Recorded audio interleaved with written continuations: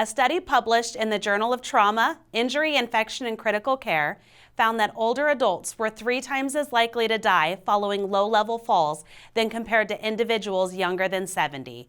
I'm Lindsay Intchauspe, Trauma Program Coordinator at Salina Regional Health Center.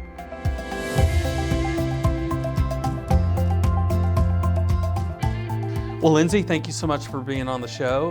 We're going to be talking about falls, particularly falls among the elderly. First of all, why don't you share some of the alarming statistics regarding falls?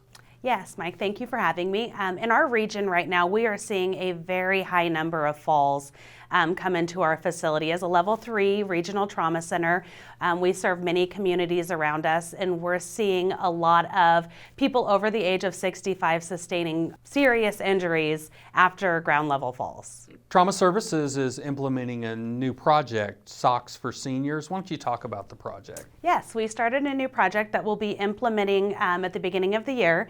That is any patient that has sustained a ground level fall that is over the age of 65. We have a little bag that we'll send out with them that'll have a pair of anti-slip socks, a little pamphlet with some fall facts, ways that they can go around their home, look for different things they can do to help prevent falls. And this is if they come into the emergency department and if they're admitted. When they are admitted into the facility, they'll also have a physical therapy consult that will go over fall risk with them and give them education as well. Well, in addition to the no-slip socks, I think there's some other tools that you can find to help elderly people regarding falls, correct? Yes, absolutely. A lot of people don't realize there are a lot of hazards in your home.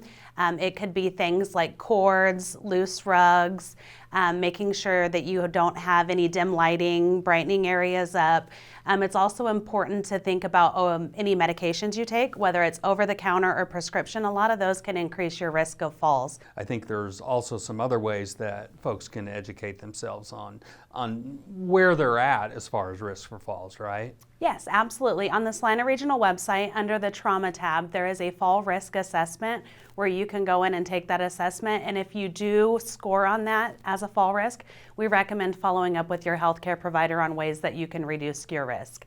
There are a lot of things in your home that people don't think about as far as throw rugs or small animals or different things that you could trip over throughout the house, and just applying handrails, things like that.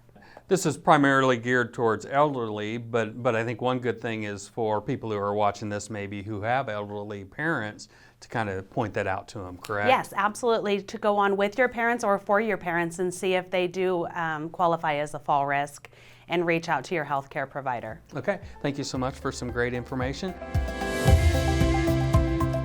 For more information or to take the fall risk assessment, you may visit the Trauma Services tab of srhc.com, like us on Facebook, follow us on Twitter and Instagram.